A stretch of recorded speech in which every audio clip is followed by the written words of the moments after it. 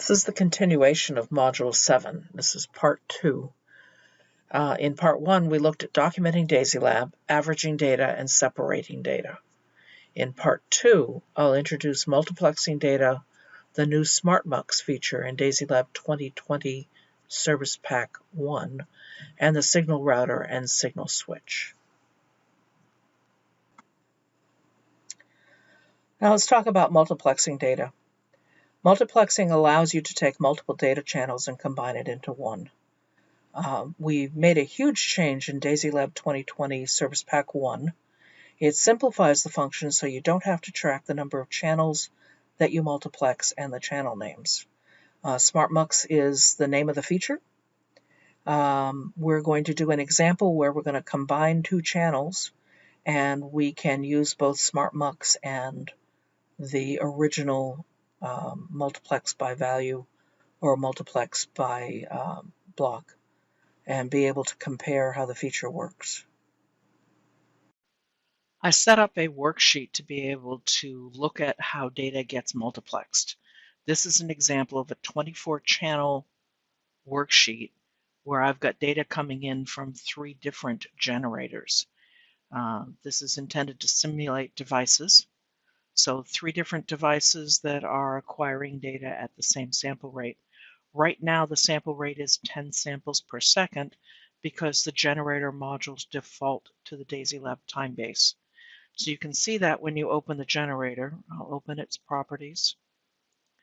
And when you click on the time base button, you can see the time base settings are the DASYLab time base. And then click OK and go to the measurement time bases, all settings. The DASYLab time base is configured at 10 samples per second with a block size of 1. We'll be able to change that to, if we need to be able to see how this function works with larger block sizes. Also in the generator, I named each channel uniquely. So it's the generator number, this is generator 0, and then the channel number up to channel 7, so 0 to 7. And in generator 1, I did the same thing. It's generator 1 through 7, and then generator 2 through 7. First, I can't get all of these data channels into one write data module. So I only created one write data module. And then I created a separate recorder just to show you that the data is getting generated. So if I restore all the displays, you can see that I have each channel uniquely named. I'll click Start, and this is a custom string for the file name. I'm calling it NoMux. And when I start, one of the things I did is on the first channel, I configured the amplitude to be plus or minus 2. This is a rectangular waveform, and for generator 0 it's 2, generator 1 it's 3, and generator 2 is 4.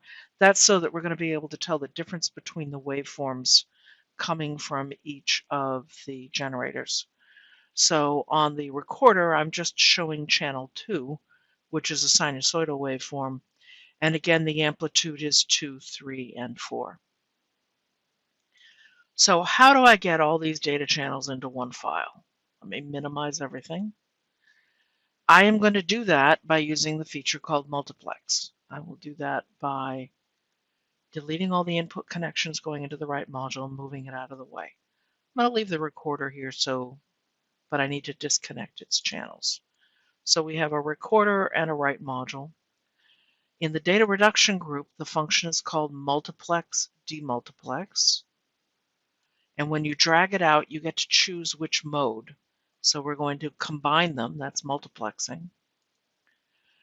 And when it opens its properties, you get the classical blockwise, the classical per value. So for all the releases over the last 10 or 15 years, the only 2 settings available in here were by block or by value. And in DASYLab 2020 Service Pack 1, we added the SmartMux feature. I'm going to talk about the classic feature first. I'm going to do this by block. Click OK. Well, no. Add channels. So I have 7 channels. Click OK. I can connect that up to the output of the digital meter. And I'm lazy. Right-click, copy, right-click, paste, connect it up, right-click, paste, and connect it up.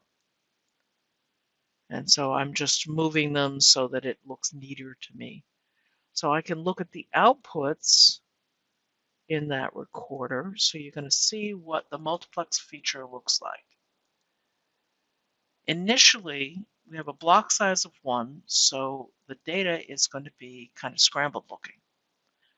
The next thing I need to do is configure the right data module. Open its properties. It only needs 3 inputs now, so I'm going to reduce the number of channels to 3.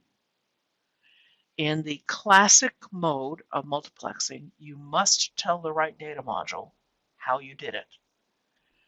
In an ASCII worksheet or an ASCII data file, a diadem DAT data file, or an IEEE 32-bit, you have to tell DASYLab how the data was multiplexed.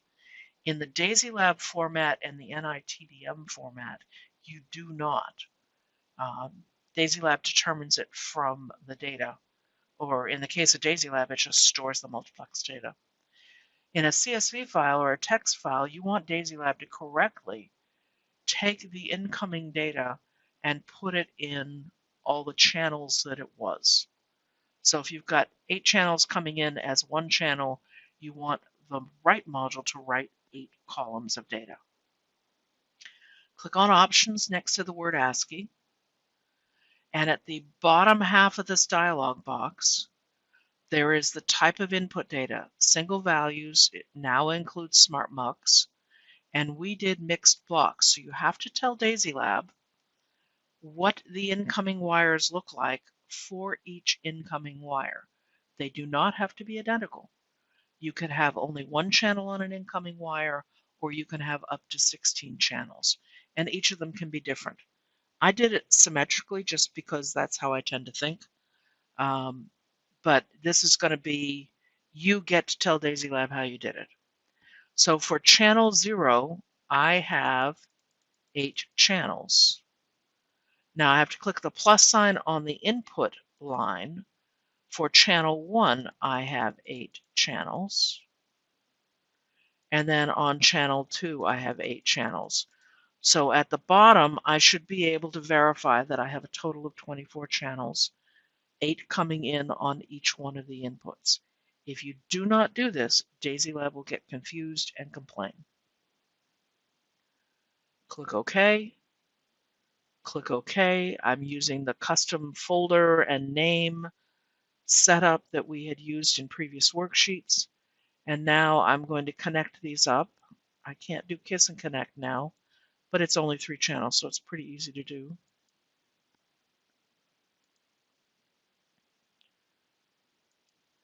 And then I'm going to take a second and tidy this up because that's what I do. This already wants to move over. So I've got plenty of space to work with, so all I'm doing is just tidying it up a little so you can see where the wires come from and where they're going. All right, so now I've got 3 multiplex channels going into both the recorder and the right data module. The original data, just to remind you, when I look at the generator, channel 0 is a rectangle, channel 1 is a sine, channel 2 is a triangle, channel 3 is a sawtooth, and then it repeats rectangle, sine, triangle, and sawtooth. And the difference between them is going to be the frequency. So it's a little bit faster on the second 4 than it is on the first 4. And it's the same for all 3 generator modules. All right, if I click Start, this is going to be Mux by block. And click Start and restore the displays. Now the chart recorder is showing you very garbled display. Let's zoom in and you can see that it's garbled. Part of the reason that it's garbled is because each one of those signals is getting combined. So I'm getting a value from channel 0, a value from channel 1, a value from channel 2, and so on. It's much more visible if I increase the block size so that we have a larger block size of data. There are two ways to do it, and I'm going to do the easy way right now. Click Stop. The easy way is to go into the time-based setup and change the block size for the DASYLab time base, not the sampling rate, just the block size. And let's see how this looks when I do that. So I'm muxing by block again. And so now I'm getting 10 samples of each one of the waveforms, and I'm getting 8 of them and then restarting it. We can make it clearer and clearer by increasing the sample rate and then the block size. And this should actually be pretty similar, but again, we've got a piece of a rectangular waveform, a piece of a sine wave. Let's stop the measurement so I can look at that. Zoom out a little. Zoom in. So I've got a piece of a rectangular waveform, a piece of a sawtooth or sine wave, the triangular, the sawtooth, the rectangular, sine wave. A little bit easier to see the sine wave as we zoom in.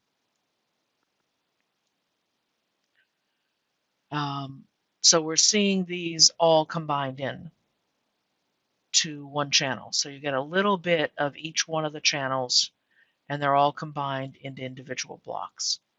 It is clearer to see it if I use a YT chart instead of a chart recorder.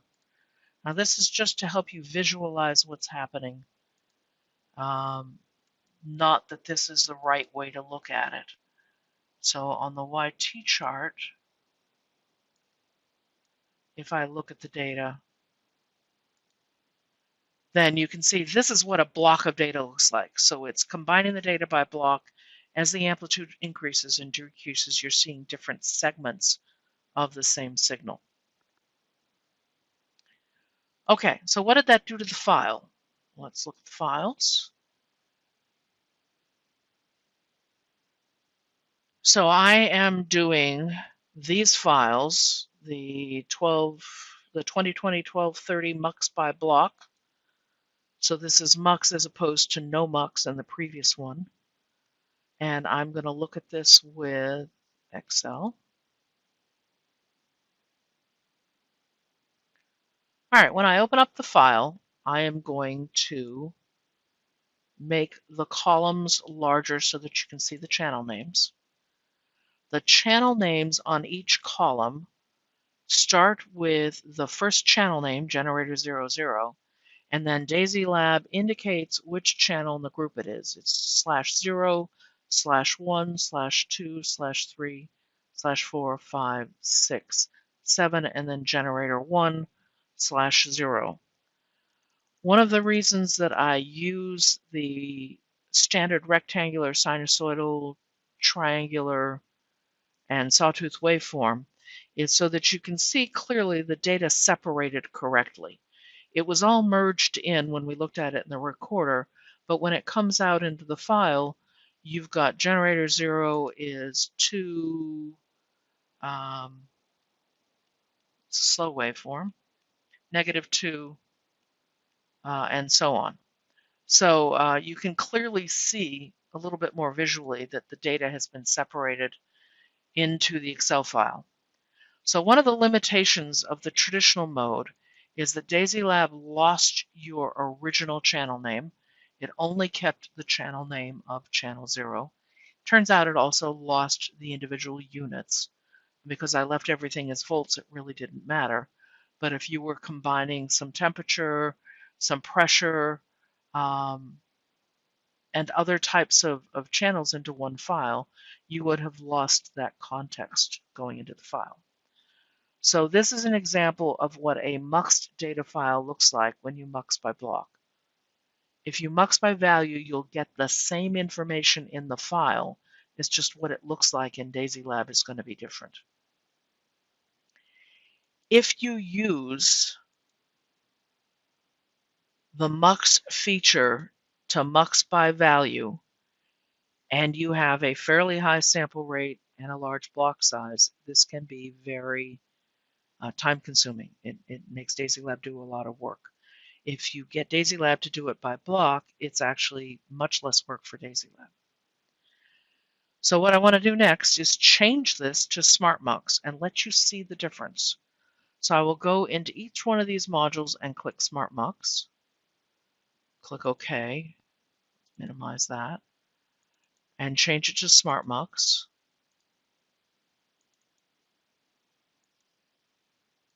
And then to be able to illustrate this a bit more clearly, I'm going to change the units. Let's do degrees C and then degrees F. And what can we do here? Let's do kilos. We can do newtons. So that's enough to give you an idea, so that in the first generator, we have got different units on several of the channels, and we've left the others as volts. Now we've multiplexed by SmartMux. We've got to go back and tell the right data module how to handle this. So in the ASCII options, I'm changing the type of input to single values SmartMux. You don't have to tell DASYLab anything now. This is such a great new feature that I wish I didn't have to teach you the old way, because the new way just works. It works the way you might think it probably should have worked all along. So am I excited about this new feature? Yeah, I think I am. All right, so I've got all this, and I'm going to restore the displays. I will click Start. I am going to SmartMux and Start. So now the display doesn't look any different. The displays still show you the same block that contains a bunch of different blocks. The displays on the screen, the digital meters don't change at all. What's going to change is in the data file. So click Stop. Look at the data file. So now we have a SmartMux data file, and I'm going to open it. And now let's select all these columns and let them auto size. Now I have generator 00, that's the original name. Units were volts. Now I have generator 01, the original name, units are degrees C. Generator 2, degrees F. Generator 3, generator 4, generator 5. So it has remembered the channel name correctly, and it has kept track of the units. And you're going to see all the way out to generator 2, number 7. Let's get over there. There's generator 2, number 7. It has correctly remembered the channel name. And I didn't have to tell the right module what to do. Let's save this. No, we don't save this. Close that one. We don't need it. All right, so SmartMux is very clever, and it's even more clever than I am indicating. I am going to disconnect all the inputs into the right module. I'm going to make another multiplex module. I am going to multiplex 3 channels into one. So now I am combining 8 multiplex channels into, so take each group of 3. Let's clean this up. And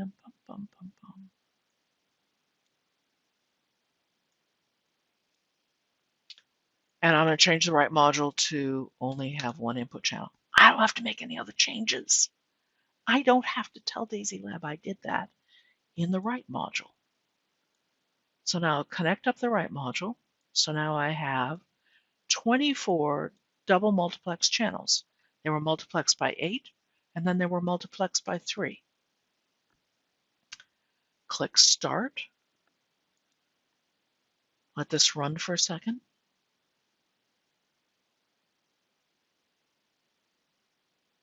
I'll click Stop. Now let's look at the new file.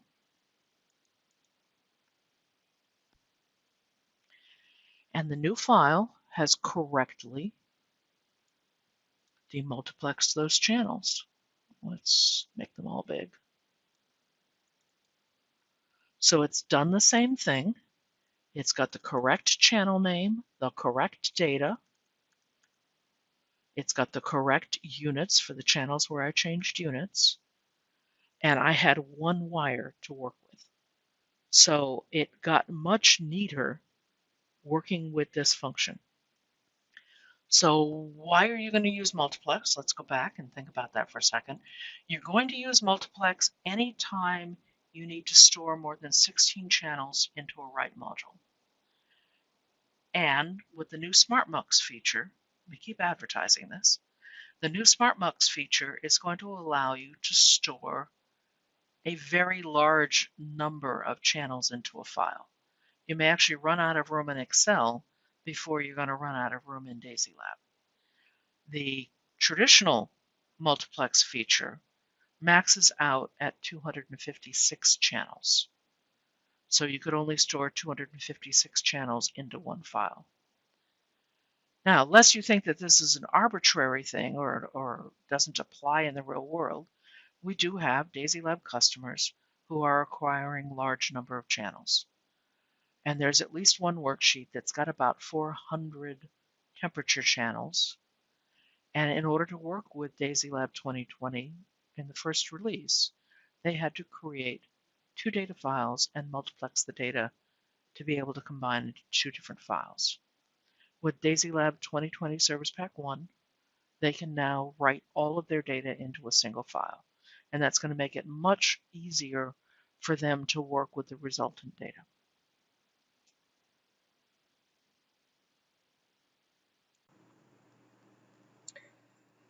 We'll take a quick look at the signal switch and signal router modules. They allow you to control multiple channels in 2 different ways. The signal switch allows you to have multiple inputs, and the settings of the module determine which of those inputs will be routed to the output. The signal router takes a single input and routes it to one of the many outputs, and only one of the outputs has live data on it at a time.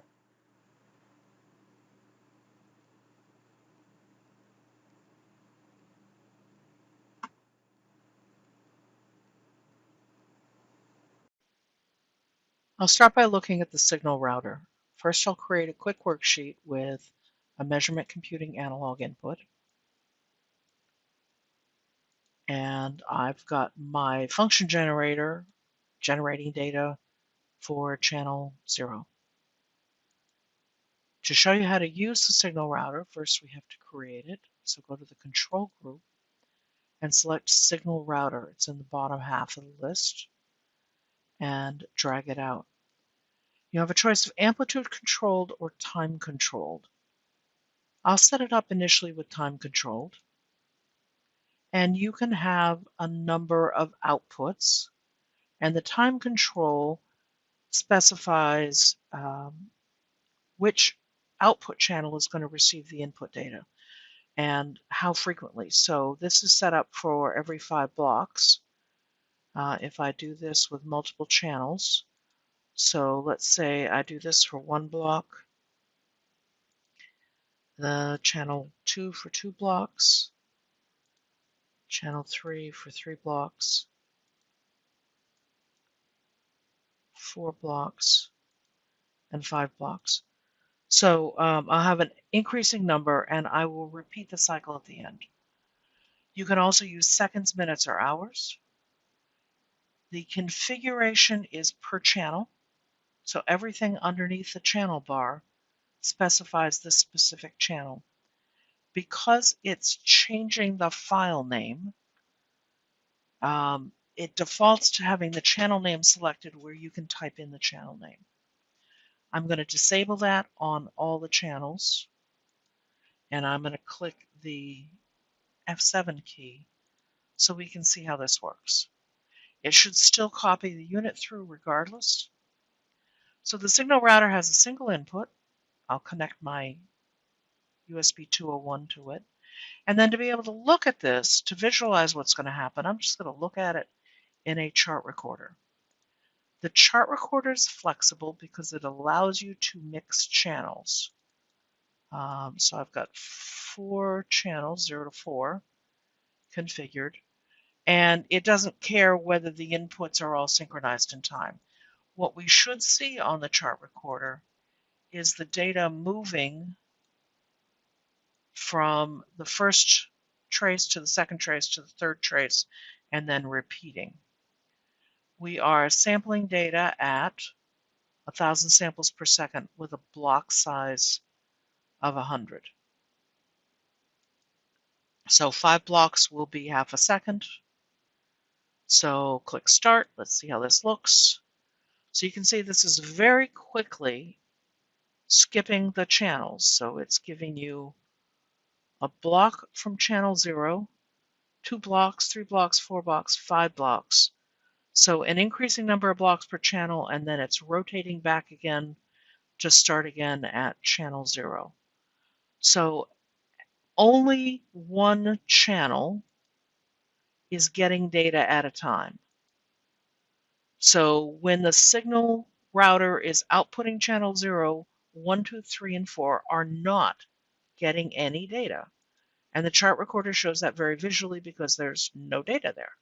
There isn't even a line to connect them because we didn't configure the chart recorder to connect the lines. So that's what the signal router can do. What it can do is allow you, based on time, to switch to different parts of your process. Different computations, different outputs. It depends on how you want to configure it. The other way to use the module is to configure it to use an input to determine which output is energized. So I'll delete the signal router module, and I'll put it back in again. Because this was modal, you can't simply go into the dialog box and change it. You have to remove it and put it back in again. When you select the module type here, it is different than the time-controlled because it gives you a choice of how you want to handle the channel changes. Do you want to use an edge on increment, a rising edge, a falling edge, or do you want to use a data channel? And I'm going to use a data channel for the input. We've got the 5 channels, 0 to 4. Click OK.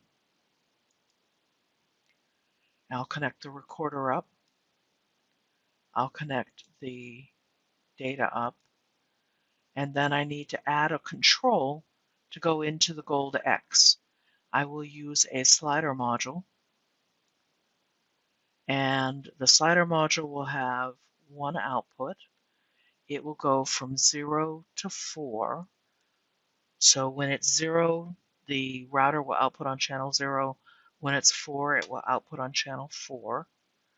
I need a resolution of 4 to match that. The scale will set itself up correctly. Click OK. I always want to start at 0 when I hit start. So those are the settings. I'll wire it up. Let's look at the switch. Bring it into the worksheet. So I've got a switch that's labeled 0, 1, 2, 3, 4 to match up with the input channels. And what should happen then when I hit start is that it will use the value coming out of the slider to determine which channel is moved to the recorder. So the first thing we get is you can't connect these channels. Sample rate or block size do not match. Well, that's true. By default, generator modules default to the DASYLab time base, and the analog input is at the measurement computing time base. There are 2 ways to fix this. You open the properties of the slider, you click on options. You could quickly select the time base that you're using, or you can select with input. With input allows you to connect to a channel that's going into the same module that complained. So the signal router, I'll branch the data going into block or channel 0 into the 0 input of the slider. And the slider will use that input channel for timing only, not for the data, just to pick up the timing. Now when I click Start, I should not see an error message, and I've got data coming out on channel 0. I've got data coming out on channel 4.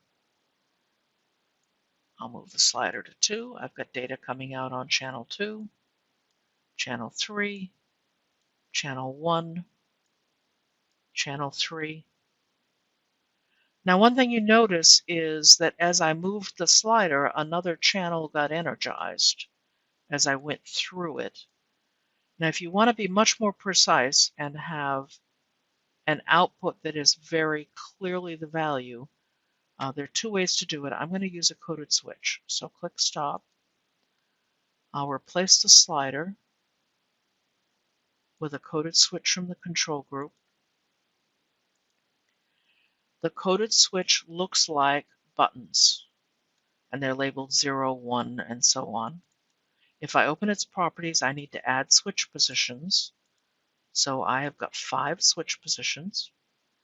Each switch position will output a different value by default. Switch position 1 outputs 0, and switch position 5 outputs 4.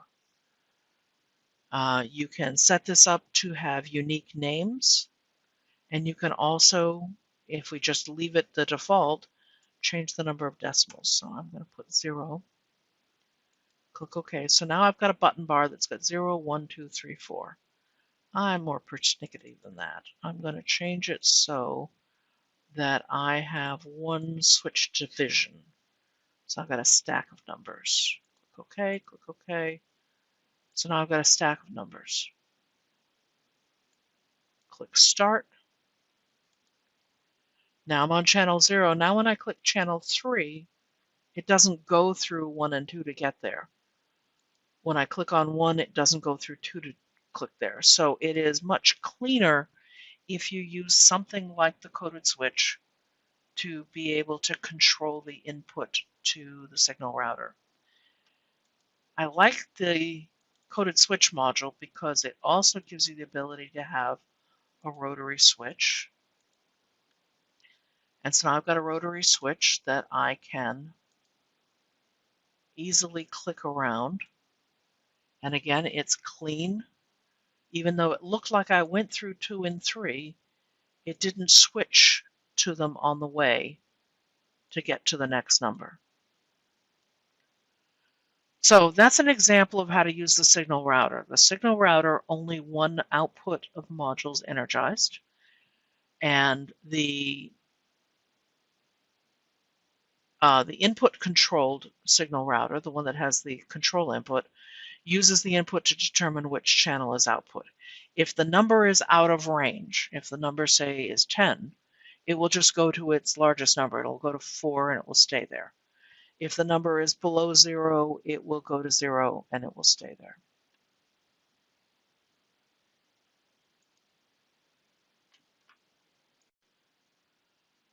To look at the signal switch module, I want to get rid of this worksheet. I'll save it first.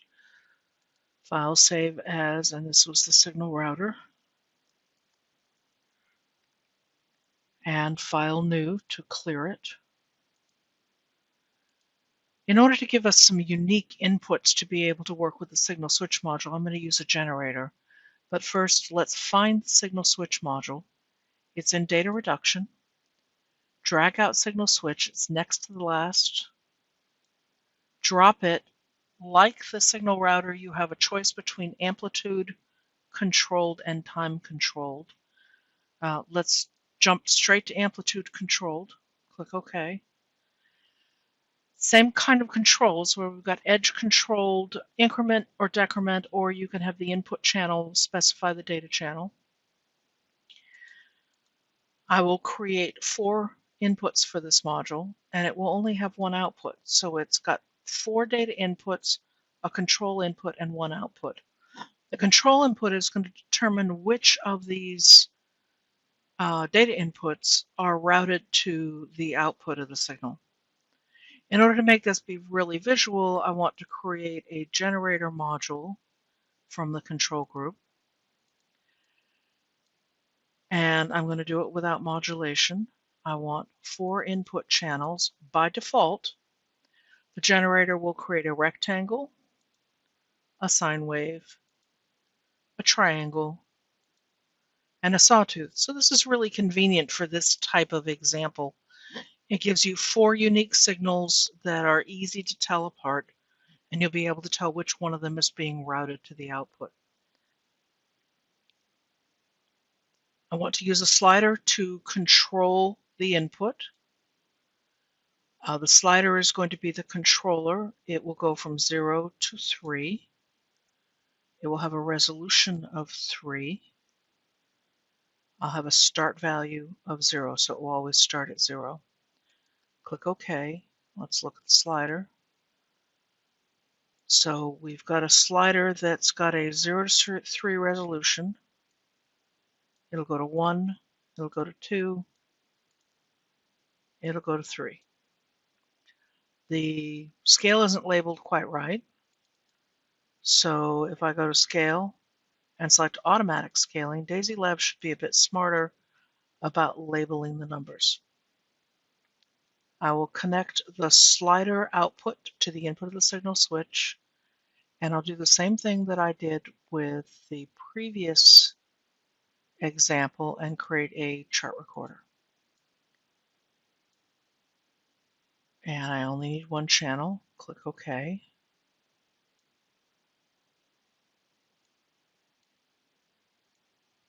And restore the chart recorder.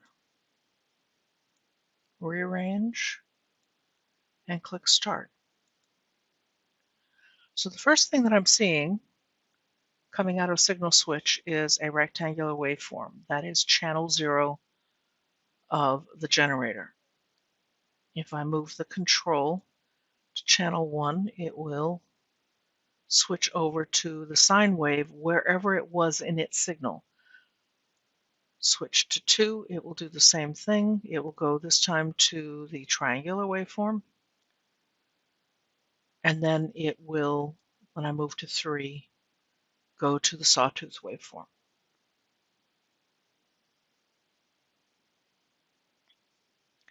If you prefer the coded switch kind of control, I'll click Stop, remove the slider, drop in a coded switch instead. So this is just to remind you there are multiple ways to do this. I need 4 positions because I have 4 channels. They're going to be labeled with the position. I don't need decimals. I liked the rotary switch, so we'll just move to that right away, wire it up, and restore it, make it big enough to work with, and click Start. And again, I can move the switch. I can go to position 3, immediately go to that sawtooth waveform, get a cycle of it, switch back to triangular waveform, back to the sine waveform,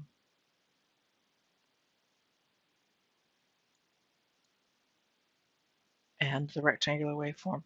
So the signal switch is allowing you to pick which of your inputs you're going to output.